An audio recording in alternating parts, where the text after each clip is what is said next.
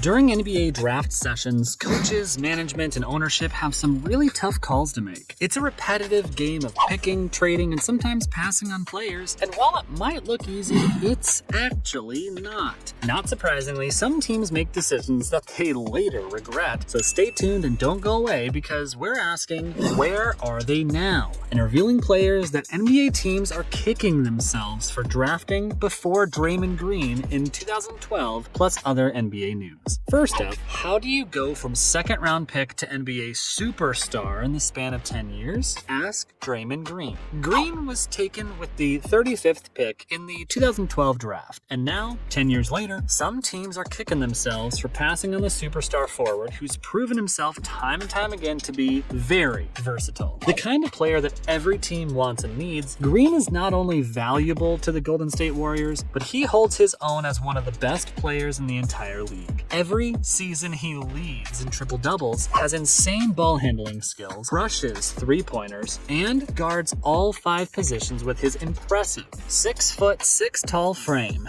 But for now, let's take a look at some of the other players picked before Green. Overall, the 2012 NBA draft was an interesting one. We saw Anthony Davis taken with the number 1 pick by the former New Orleans Hornets. Davis is a 6-time All-Star. He was traded from the Pelicans to the Los Angeles Lakers this summer. There were other good first-round picks as well, including Bradley Beal, who was drafted 3rd by the Washington Wizards. Beal remains with the Wizards and is a 2-time All-Star coming off the best season of his career, which he averaged 25 points, 5 rebounds, and 5 assists per game. However, as the years pass by, some picks haven't aged so well. The Charlotte Hornets took Michael Kidd-Gilchrist with the 2nd pick, and he's shown promise at times, but he's battled a laundry list of injuries. And his limited defensive game has only lowered his ceiling. Also, Thomas Robinson was drafted 5th by the Sacramento Kings, and he's played for 5 teams in 6 years. After playing overseas, he now plays in the G League. Next up,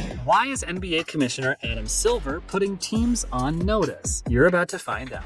During a recent meeting with employees of the Phoenix Suns, NBA Commissioner Adam Silver said the NBA is putting teams on notice and will pay particular attention to tanking this season. For those of you who might not know, tanking is the act of deliberately creating a bad team while intending to lose games in order to win high draft picks. In the NBA, nearly all teams need to have a superstar to be able to win a championship, but more teams have adopted this strategy to get them closer to winning titles. Silver also said the NBA is considering the possibility of implementing a promotion and relegation system, but he acknowledged that a relegation system is not feasible at this time and would not be happening. Silver said, "It would so disrupt our business model, and even if you took 2 teams up from the G League, they wouldn't be equipped to compete in the NBA." Clearly, tanking has become a very serious issue for Silver, and this is why he and the NBA brass are exploring how they might be able to change the draft format to finally put an end to it once and for all. Up next, where is Kyle Anderson? Let's find out. In their second outing against the Oklahoma City Thunder in the first 3 games of the 2022-23 NBA season, the Minnesota Timberwolves are forced to play without forward Kyle Anderson, who is experiencing ongoing back spasms. Anderson signed a 2-year, $18 million deal with the Timberwolves after spending 4 seasons with the Memphis Grizzlies. For Minnesota's first time of the year against the Thunder, Anderson played just 22 minutes and scored a lousy 2 points, 6 rebounds, 1 steal, and 1 block. With Anderson on the back burner, forwards Jaden McDaniels and Taurean Prince are enjoying added minutes at both forward spots. Previously, while playing against the Thunder, the Timberwolves won their season opener 115-108 after a 23-point, 16-rebound double-double from newly signed All-Star Rudy Gobert. While Kyle Anderson is still getting used to his new team,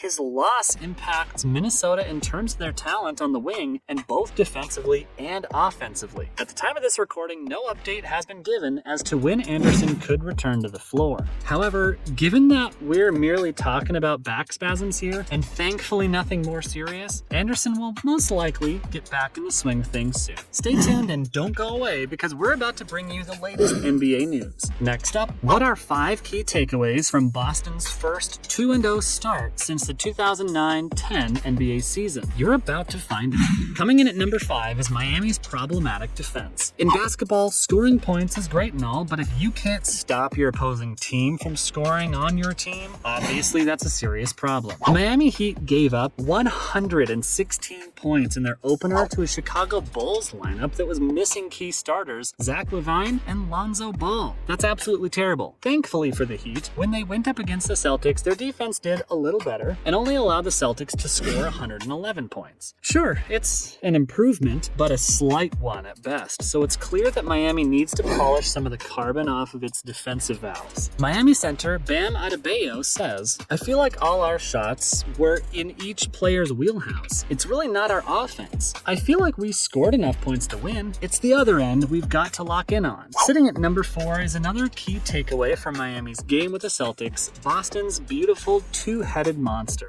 Tatum and Jaylen. Tatum and Jaylen Brown each scored 35 points against Philadelphia. During their next game with the Heat, Tatum sank 29 and Brown sank 28. So that's 64 for Tatum and 63 for Brown with 80 games to go. That's totally wild. These guys are on fire. In a post-game interview, Tatum said, "We feel it, and I hope you guys can see it, how much fun we have playing together." Up next, what are the top 3 key takeaways from the Heat versus the Celtics? Let's take a look. Coming in at number 3 is another takeaway from the recent Heat versus Celtics game. The Miami bench needs far more support. Victor Oladipo is unavailable thanks to issues with his left knee, and Omar Yurtseven is out with a left ankle issue. Unless rotation reserves improve soon, Coach Eric Spoelstra may have to call on Udonis Haslem to clock in some minutes. Coming in at number 2 is half steps for Lowry and Adebayo. Despite his team's most recent Friday night loss, Kyle Lowry looked better out there and did show some improvements. During Miami's opener, Lowry only sunk 2 points, but in the second game he sank 17. In the opener, Lowry took 7, made only 1, and scored 2 points. Adebayo gave up 15, but made just 5.